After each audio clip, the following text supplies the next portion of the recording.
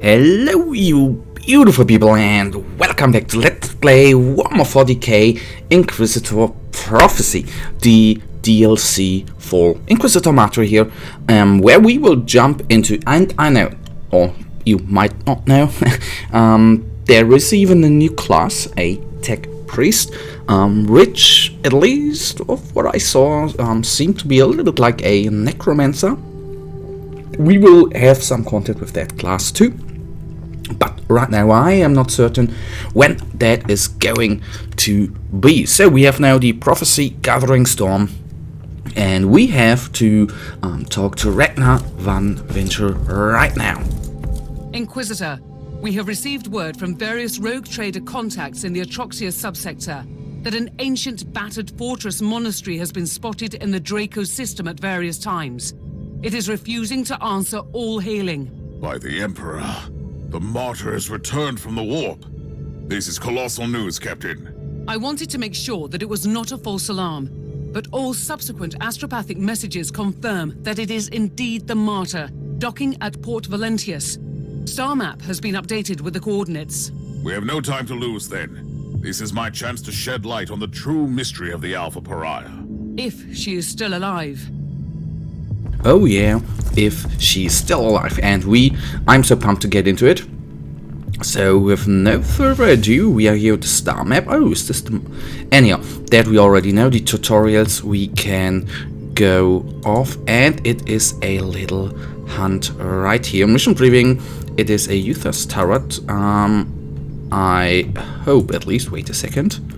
Let's go there. I wanted to be absolutely clear whether we're doing the right thing right here, and it might seem I was not right. Alright. It is campaign A Forsaken Station. I have received a most urgent message. Uther's ancient fortress monastery has returned from the warp in a sparsely populated system near a abandoned Star Fort. According to the Inquisitorial archives, the station used to be a secret base of Uther Tiberius, which was sealed and deactivated by the Inquisition. The hunt of the martyr continues here. Well, and I go with the challenge mode. Let's get into it.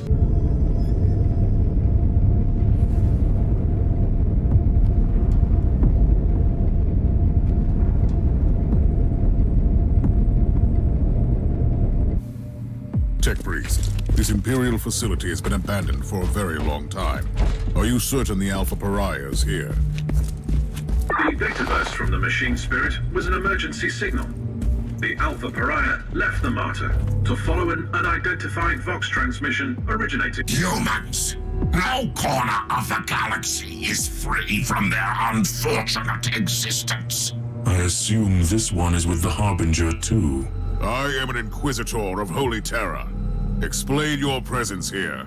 Tell me, human, do you speak the language of dream riddles and dead gods? Enough of this babble.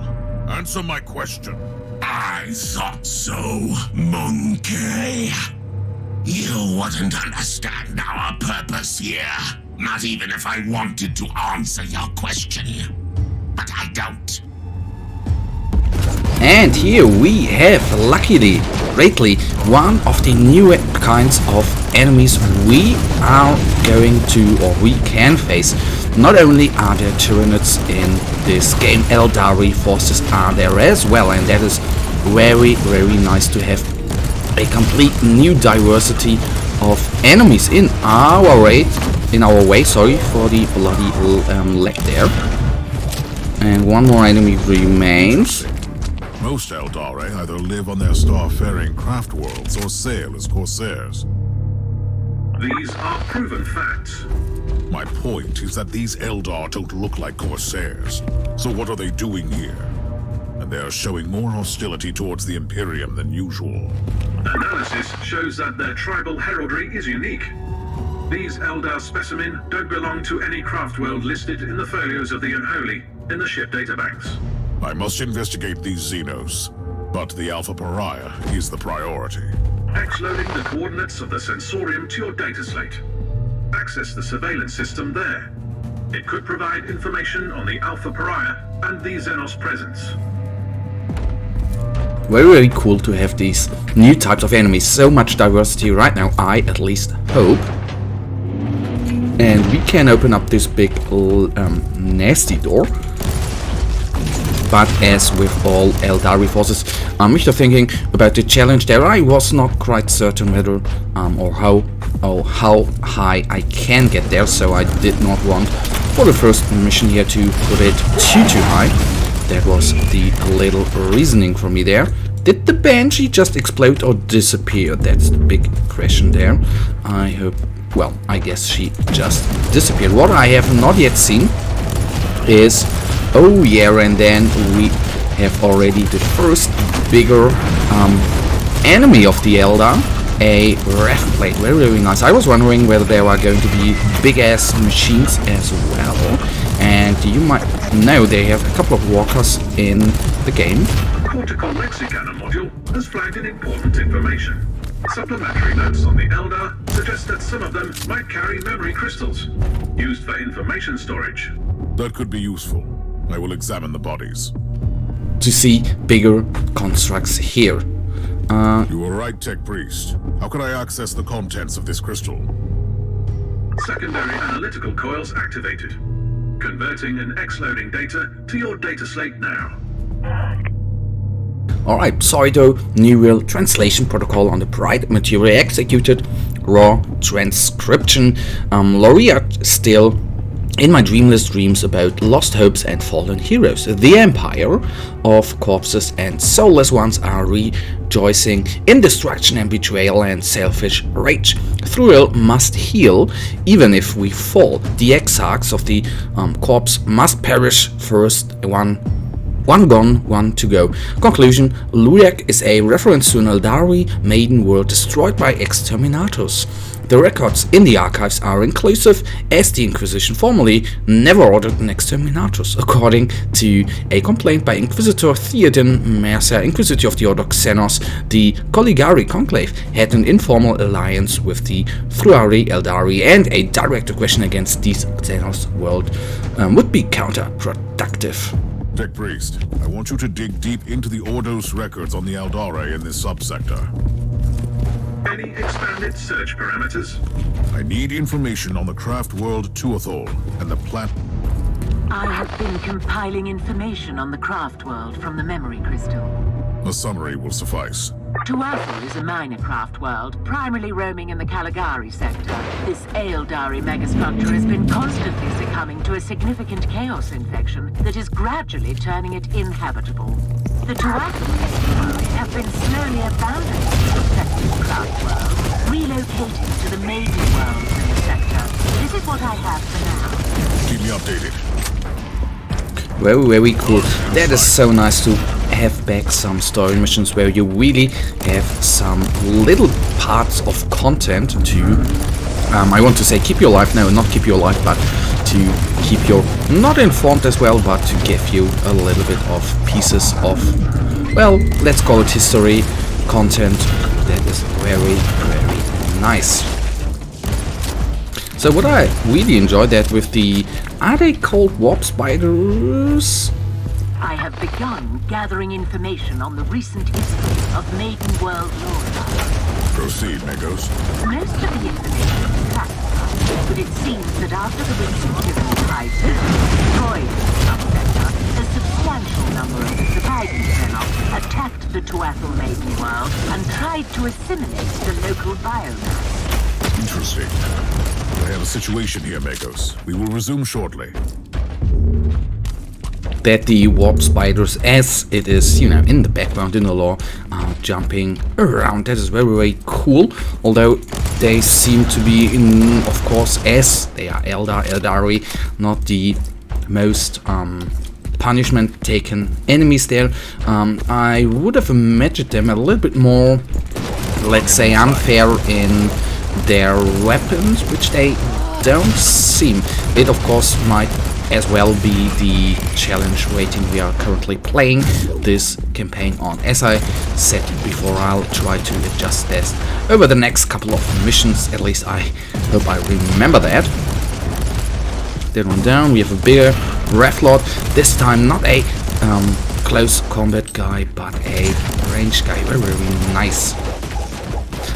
In my opinion, as I said before, it's not only cool that we of course have new enemies and you do not know how much more they are, how many more they have included in the game. I really enjoy. We have Tyranids as well, which makes, you know, double the content, so to say.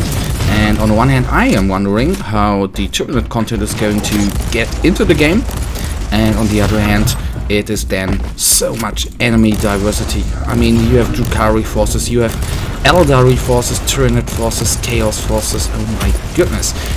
And as is, I said that before in one episode, you could include so many more. Inquisitor, the contents of the memory crystal suggest an explanation for the hatred of the craft world Eldar.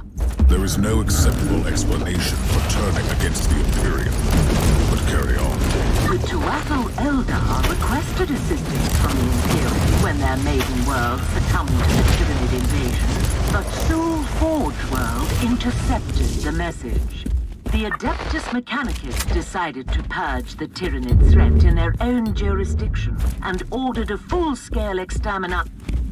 The Tech Priest is skimming through the personal logs in the Tech Priest data hoard from the facility. Has he found out anything interesting so far? He highlighted a few curious details. After the excommunication of Uther Tiberius, the place was investigated thoroughly and used by the Inquisition. After a fatal Chaos incursion, it was abandoned on the order of the Caligari Conclave. Which means that the Eldar didn't attack the station. No, they just took possession of the facility. I mean, you could even include some Necrons, for example, and I would, especially if you think about the Inquisition, they would include to the game very, very well. You just have to say that. Really would like to see some new stuff there as well. Although, you have to say, I'm very, very glad this DLC finally came out. The Harbinger is still in the human shrine. I need to return there immediately. The spirit stones of our brothers and sisters are empty husks. How is this even possible? The Harlequin warned us, and foolishly we ignored her words. I will deal with the Harbinger. You stand guard here. We have a new intruder. Oh yeah, and that is going to be us. Although I assume these guys here won't be that much of a problem. I'm wondering, for one second, was wondering if the flash grenade which explodes there. Access the terminal to open surveillance mode and restore power to the facility. That the flash grenade was from the holding Banshee, but obviously it was not. It was probably from, oh my goodness, I forgot I didn't know, to be precise, the name of the flyers there. Shame on me, I'm gonna regret that, of these guys. I have located the Alpha Pariah. She is on Shrine, level Alpha 4. I need to return to the ship. Then I will find her. Power has been restored on all levels. Good. And anything coming up here? That's too bad. Alright, mission completed. And as for every mission, we now will quickly take a look at the items we have received here with a little, well, I don't think we are going to be that lucky, but anyhow, we go on. New clue, we will quickly go through the clue. I've encountered Eldari warriors from a minor craft build. They are exhibiting extreme hostile tendencies toward the Imperium. I must find out who they are and what they are trying to archive. I have some extra information on the background of the exterminators against Loriak. It seems that during the Tyranid invasion, the higher-ranking Adeptus Mechanicus officials of Forgeworth Thule decided to take control of the situation without contacting the Caligari Conclave. I have learned that the maiden world of Thuthiel Eldari was destroyed by Imperial exterminators during a subsector-wide struggle with the invading Tyranids.